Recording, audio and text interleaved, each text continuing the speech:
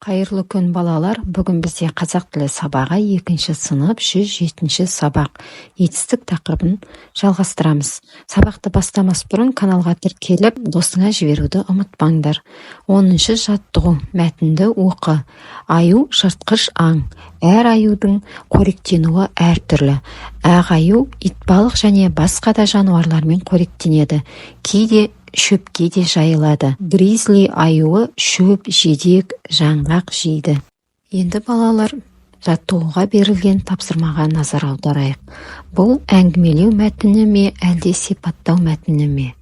Бұл мәтінде аюды сипаттап жазған, яғни бұл сипаттау мәтініне жатады. Аюлардың қай кезде ұзақ ұйықтайтыны дерек көздерден біліп ал. Аюлар қыс мезгілінде, яғни суық кезде көп ұйықтайды. Не істейді, қайтеді сұрақтарының тестісін қойып етістіктерді тап. Не істейді, қоректенеді, жейді, қайтеді, жайылады. Келесі 11-ші жаттығу жаңылтпашты жатқа жаз. Етістіктердің астын сыз. Жаңылтпаштарды жатқа жазамыз балалар. Бұл жерде етістіктер не істедім, шаптым, не істедім, астым, не істедім, жақтым, не істедім, шақтым. Астын сызамыз осы 4 етістіктің. 12-ші жаттығу түлкі мен ешкі ертегісіндегі негізгі оқиғаларды есіңе түсір. Суреттерді пайдаланып, жоспарды жалғастырып жаз. Бір күні түлкі жүгіріп келе жатып, үлкен апанға түсіп кетіпті. Ары секіріп, бері секіріп, апаннан шыға алмапты. Ешкі су іздеп келе жатып, апаннан түлкіні көреді. Түлкі не істеп отырсың деп сұрайды. Мен қырдан су іздеп келген едім, осы апанға түстім. Апанның іші салқын, әрі түбінде су бар екен. Менің жаным рахаттанып отыр дейді. Ешкі әрі салқын екен, әрі суы бар екен деп апанға секіріп түседі.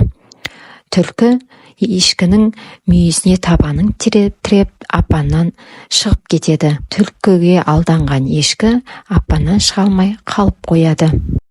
Енді балалар жоспарды жазамыз.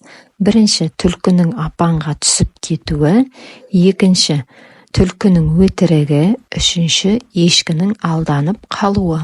13-ші жаттығу жұмбақты көшіріп жазып, шешуін тап. Қыс бойына жатады, тәтті ұйқыға батады. Жұмбақтың жауабы аю. 14-ші жаттығу әр қатардағы артық сөзді тап және себебін дәлелде. 1-ші қатарда берілген сөздер оқыды, ұшты, ала, сөйледі. Бұл жердегі артық сөз ала. 2-ші қатардағы сөздер кітап, аулайды, мөңірейді, гүлдейді. Бұл қатардағы артық сөз кітап. 3-ші қатарда берілген сөздер сұрады, бес, шақырды, жүгірді. Бұл қатардағы артық сөз бес. Әр қатардағы берілген сөздер етістіктер, яғни не істеді, не істейді, не қылды, қайтты деген сұрақтарға жауап береді.